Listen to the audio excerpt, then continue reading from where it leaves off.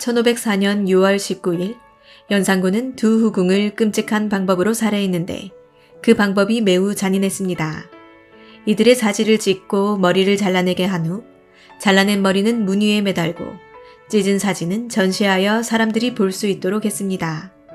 그 뒤에 다시 그들의 손과 발을 하나씩 묻어두고 나머지는 계속 전시하여 사람들이 볼 수 있도록 했으며 잘라낸 머리를 가져와 궁녀들로 하여금 강제로 돌려보게 했습니다. 또한 시신을 각각 다른 곳에 묻었으며 묻은 자리에는 죄명을 적은 돌을 세우기까지 했습니다. 이렇게 끔찍한 죽음을 당한 두 궁녀의 이름은 바로 최전향과 수금비였습니다. 당시 연산군은 전국의 채용사를 파견하여 대궐에 엄청난 수의 여인들을 끌어들여 음주와 가물을 즐겼는데 그런 가운데 눈에 띄는 여인이 있으면 장소를 가리지 않고 취하여 첩으로 삼았습니다.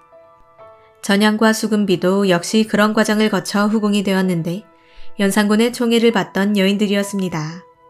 전향은 출신이 분명치 않은 후궁이었고 수금비는 사비 출신의 궁녀이자 애첩이었습니다. 전향이 언제 후궁이 됐는지는 알 수 없으나 수금비는 이 사건이 있던 해인 1504년 3월 7일에 궁녀가 되었습니다.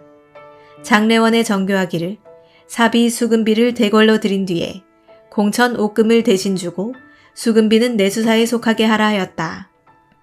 이렇게 수금비는 원래 개인의 노비였으나 연산군이 장례원에 정교하여 수금비를 대궐로 들이고 대신 관비 옥금을 사비로 내주면서 입궁하게 되었습니다.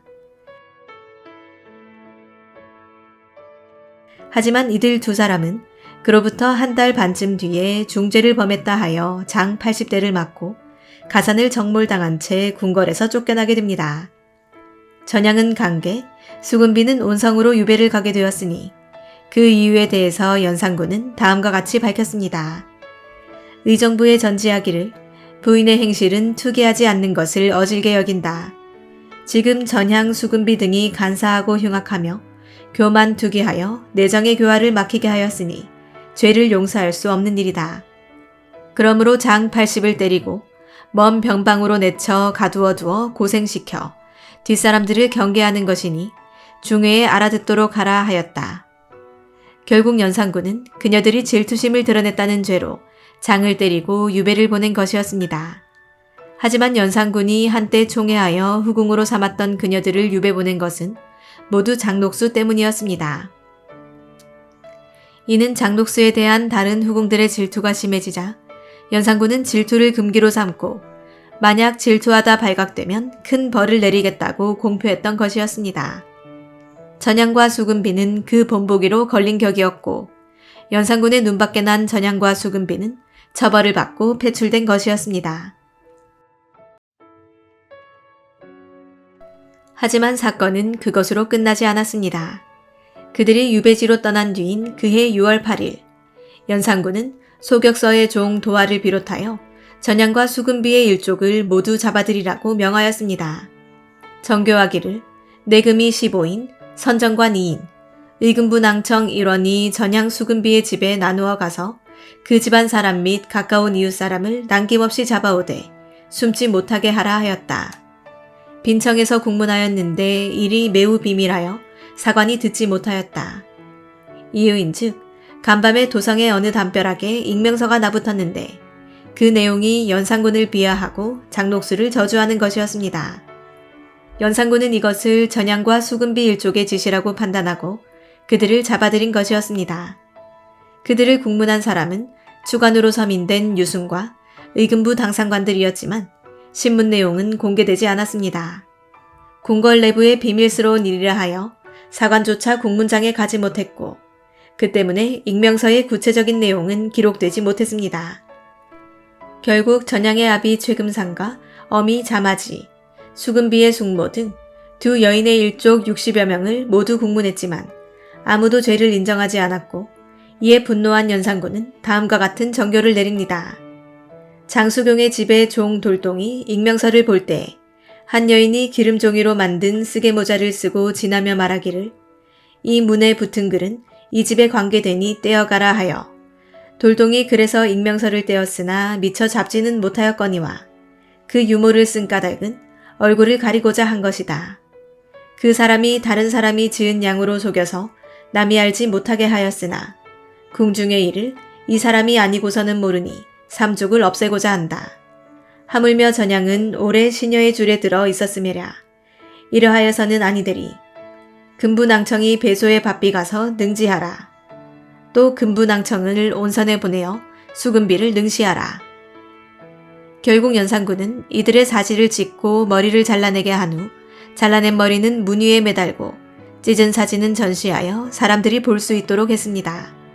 그 뒤에 다시 그들의 손과 발을 하나씩 묻어두고 나머지는 계속 전시하여 사람들이 볼 수 있도록 했으며 잘라낸 머리를 양화문 밖으로 가져와 궁녀들로 하여금 강제로 돌려보며 후대에 경계하라고 지시합니다. 이 사건의 화는 비단 두 여인에게만 그친 것이 아니었으니 전양과 수금비의 부모와 형제에겐 장 100대, 사촌들에게는 80대를 치게 했고 이후 전양의 부모 및 아우들은 능지에 처하며 마무리되었습니다. 하지만 당대의 사관은 연산군의 잔인한 처사에 대해 다음과 같이 평가하며 기록을 마무리하고 있습니다. 이는 장녹수가 참소하였기 때문이다. 두 사람은 모습이 고와서 녹수가 마음으로 시기하여 밤낮으로 왕에게 참소하여 두 사람의 부자 형제를 하루아침에 다 죽였다. 연산군이 그들에 대해 이토록 분노한 이유는 오직 하나였으니 자신의 애첩 장녹수를 비방했다는 것이었습니다. 그것도 그들이 장녹수를 비방했다는 뚜렷한 증거도 없이 심증만으로 이런 엄청난 살생을 저지른 것이었습니다. 이는 역으로 생각하면 장녹수에 대한 그의 집착과 애정이 말로 다할 수 없을 정도였다는 뜻이기도 합니다. 장녹수는 원래 집안이 몹시 공궁하여 몸을 팔아 생활하던 여인이었기에 여러 남자와 살았습니다. 그러던 중에 예종의 아들인 제한대군의 간호와 결혼하였고 이후 아들을 하나 낳았습니다. 그런 상황에서 춤과 노래를 배워 창기가 되었으니 그녀의 노래와 춤 실력은 탁월했다고 전해집니다.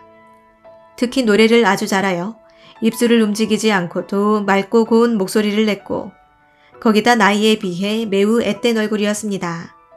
나이가 30살이 됐는데도 얼굴은 16살 소녀 같았으니 인물은 그다지 출중하지 않았으나 노래와 춤에 능하고 얼굴이 매우 앳되어 보인다는 소문을 듣고 연산군이 그녀를 찾았습니다.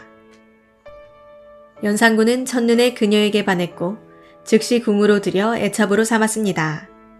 이후 그녀는 연산군의 아이를 낳고 수건의 첩지를 받았으며 계속 벼슬이 올라 수경에 이르렀습니다. 그녀는 일반 후궁들처럼 연산군을 대하지 않았는데 특이하게도 연산군은 그녀의 그런 면에 매료되었습니다. 실록에서는 연산군에 대한 그녀의 태도를 왕을 조롱하기를 마치 어린아이 다루듯 하고 왕에게 욕하기를 마치 노예에게 하듯 했다고 쓰고 있는데 연산군은 아무리 화가 나는 일이 있어도 녹수만 보면 기뻐하였다고 전하고 있습니다.